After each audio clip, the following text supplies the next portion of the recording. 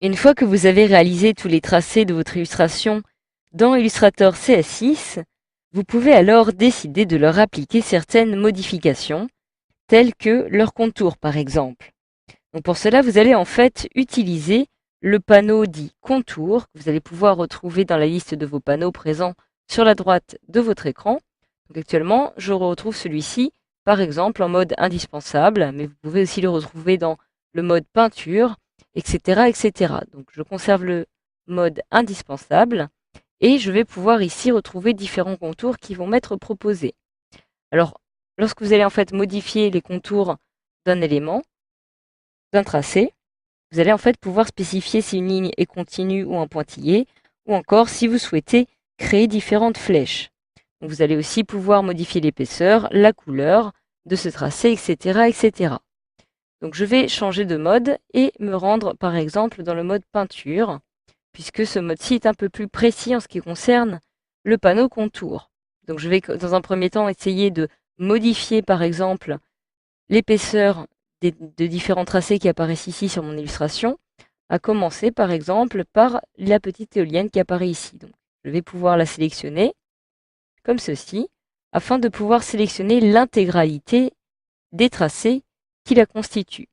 Une fois que celle-ci est sélectionnée, j'ai alors la possibilité d'augmenter l'épaisseur de son contour.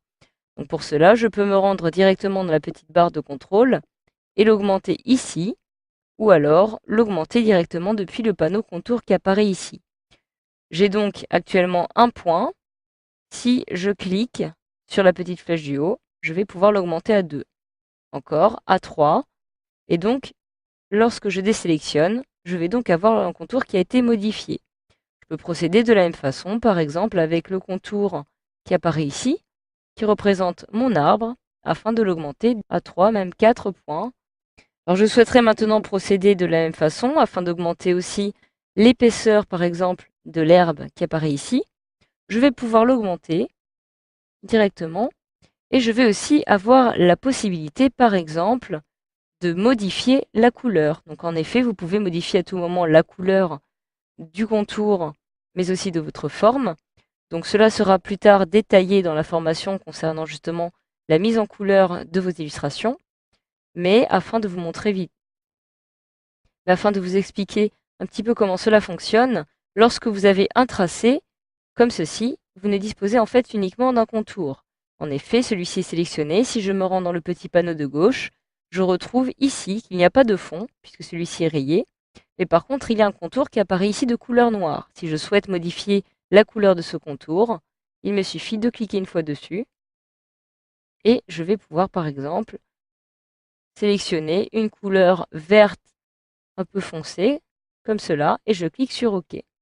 Automatiquement, la couleur qui apparaît ici correspond bel et bien à la couleur de mon contour. Je peux maintenant aussi, si je le souhaite, décider de créer des flèches sur ces deux petits traits, ces deux petits arcs de cercle qui apparaissent ici. Je peux alors cliquer sur le premier. Je peux dans un premier temps ici me rendre dans le panneau contour, décider d'augmenter un petit peu par exemple son épaisseur, donc je vais l'augmenter comme ceci rapidement pour l'instant. On va dire ici à 6 points. Alors en dessous, vous allez pouvoir maintenant décider de modifier l'aspect, l'angle ou encore l'alignement de votre contour. Donc cela ne va pas être très visible pour l'instant sur ce type d'illustration. Mais sachez que par exemple, vous allez pouvoir spécifier l'aspect que vous souhaitez donner au segment de votre tracé. Donc celui-ci, par défaut, a une extrémité qui est carrée. Comme vous pouvez le voir, le segment arrive vraiment à la fin. Et la ligne de votre tracé, une fois arrivée à la fin, va en fait arriver au même endroit que celle de votre contour.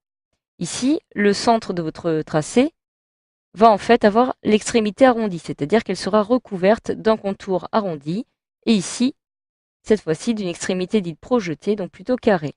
En dessous, vous pouvez maintenant spécifier le type d'angle que vous souhaitez avoir justement dans vos contours, donc soit un angle avec un sommet en pointe, un angle avec un sommet en arrondi, ou alors en biseau. Vous voyez que celui-ci est légèrement biseauté.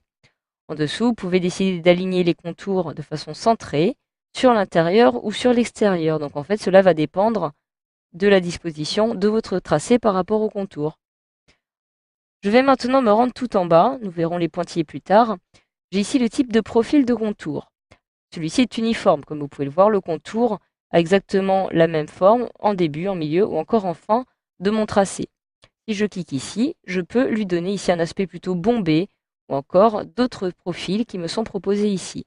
Je vais sélectionner par exemple le profil de largeur numéro 5 et automatiquement, je vais avoir un profil qui va être différent. Si je clique dessus, je peux aussi maintenant décider de lui donner une forme de flèche. Je retrouve ici flèche qui apparaît et qui n'est pas grisée puisque tout le reste correspond en fait au pointillé et apparaît donc grisé. Et j'ai ici deux possibilités, soit créer une flèche qui va permettre de partir vers le point de départ, donc ici vers la gauche, ou alors ici vers la droite. Je peux aussi avoir différentes formes qui me sont proposées, des paires de ciseaux, des mains, etc., etc. Je vais donc, en ce qui me concerne, choisir dans un premier temps un type de flèche parmi celles qui sont disponibles ici et je vais choisir celle-ci. Je clique dessus, automatiquement, la flèche a été créée. Je peux procéder maintenant de la même façon en cliquant sur le tracé précédent et appliquer les mêmes modifications donc de profil. Je retrouve ici, pareil, 7 et je vais lui appliquer la même flèche que précédemment. Donc voilà, enfin vous pouvez aussi décider maintenant d'appliquer des pointillés justement à vos contours. Par exemple le contour de l'arbre qui apparaît ici.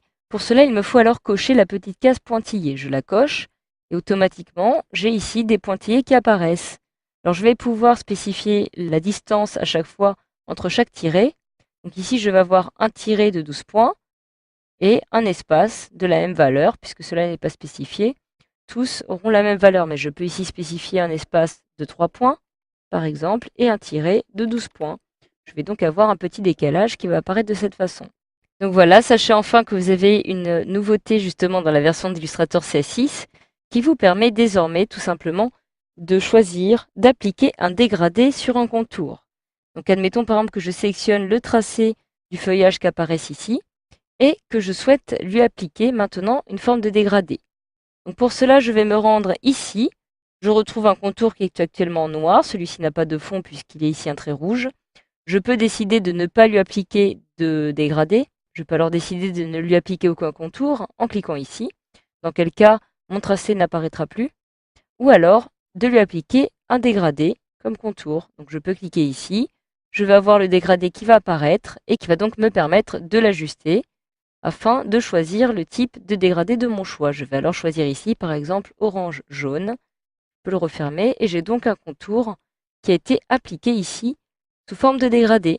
Mais vous savez désormais, grâce à cette formation, comment appliquer des contours sous Illustrator CS6.